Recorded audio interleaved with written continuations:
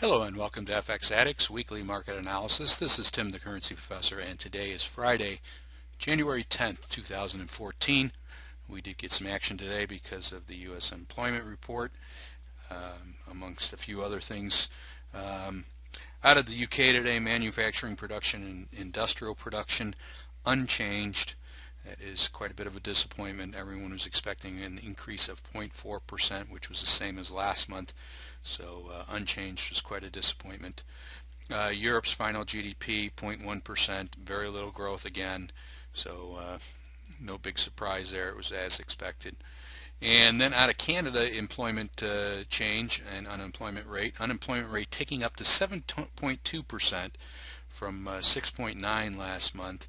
And also a drop in employment down 45.9 thousand. That's a disappointment. Expectations were for 13.3 thousand increase. Then in the U.S., non-farm payrolls came in at 74,000, way lower than everyone is expecting. Expectations were up around 200,000, and the unemployment rate dipped to 6.7% from 7%, and 7% was what was expected. So looks like a little border crossing there on the employment side. Everyone left Canada, came to the U.S., and vice versa on the employment numbers. Now these are two different surveys, and looking deeper into the numbers, the actual, whether it was a good report or a bad report, it's really kind of mixed. The fact that the unemployment rate dropped to 6.7% is actually a good thing. That is a broad-based survey. However, the non-farm payroll, there was a lot of issues dealing with that, including the weather.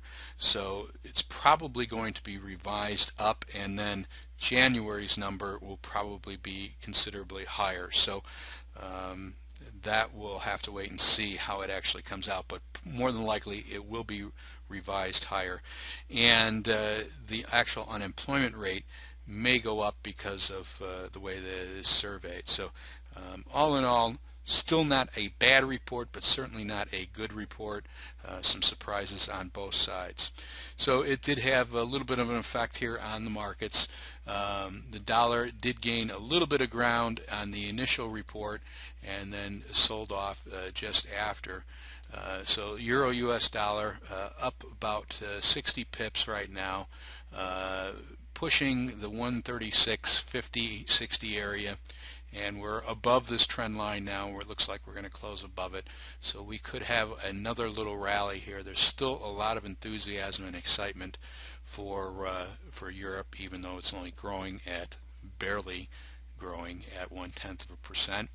On the weeklies, this will be the first up week in two, and pushing ever higher here, but still doing it on lower stochastics. Not really a good sign. And on the monthlies, still looking like we're going to turn around here. It is just grinding ever so little higher and doing it with very little conviction. So longer term still looks negative.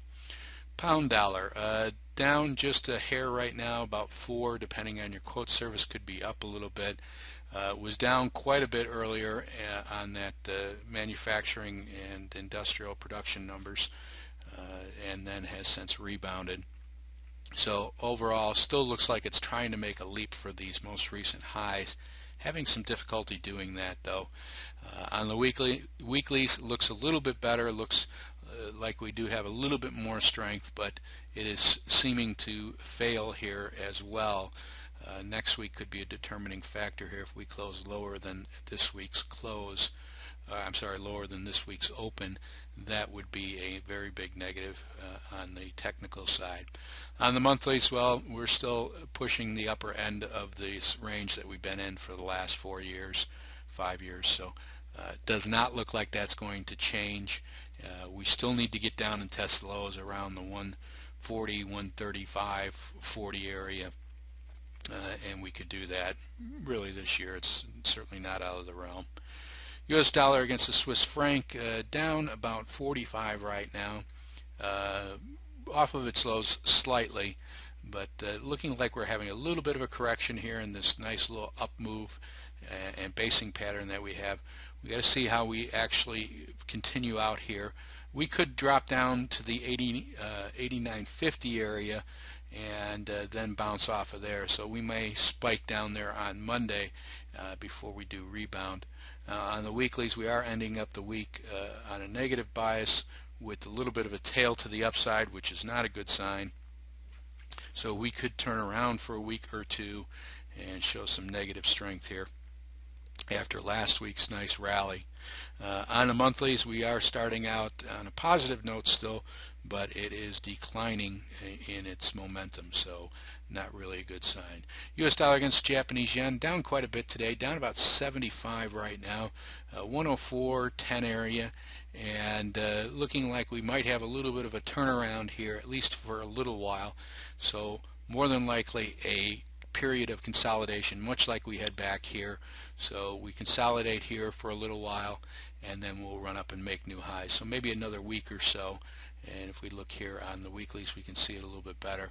We'll pull back here for maybe another week, and then we go up and make new highs. But longer term, we still look very good here. Still looks like it's going to run up. Still looking for it to go to the 120, 125 level this year, probably around the August-September time frame. Euro Swiss down a little bit today, down about 8. We were down quite a bit earlier and since recovered. Same kind of thing as with the dollar Swiss, looking like it's pulled back here. We're having a little bit of a correction in a normally turned around upward move here, so we'll see how far this plays out. Maybe one more day, maybe Monday we come down, we spike down and then rally back up. But longer term, we still look pretty good here. Looks like it's about to break out to the upside.